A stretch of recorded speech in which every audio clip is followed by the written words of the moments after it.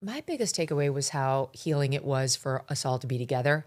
It wasn't just me with the audience, it was the audience with the audience.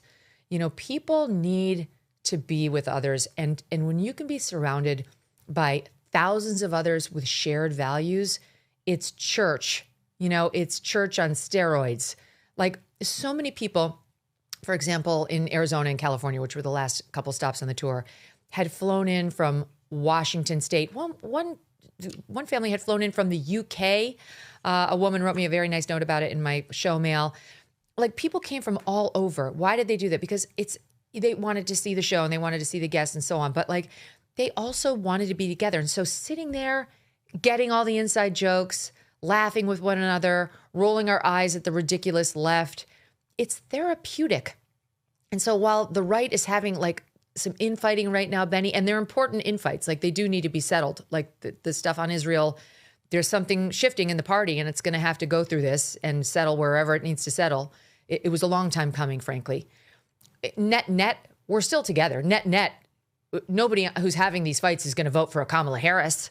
They're all going to vote for a Donald Trump or a Marco Rubio, and I think for a J.D. Vance too, even though the neocons, he won't be their first choice. But they're not going to vote for an AOC over him. So we're in the same family. We're having a family squabble, and it matters. But the big picture is what really matters. And that's, I think, what I felt more than anything. Like the audience felt that. Like that night I had Tucker. The next night I had Ben. Half the audience, was on Tucker's side. Half the audience was on Ben's side.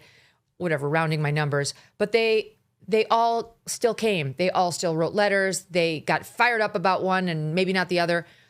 But we're all still part of the same family, and I know your viewers are part of the same family too. And it was great for me too. It's great for them.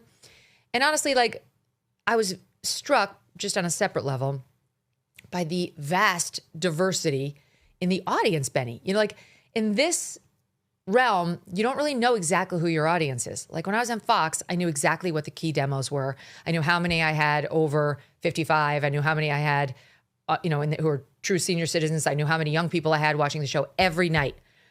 And they would break it down for you demographically in terms of men and women, race. You could find anything out you wanted, thanks to Nielsen and some other metrics. And now you don't really have that. So it's like amazing.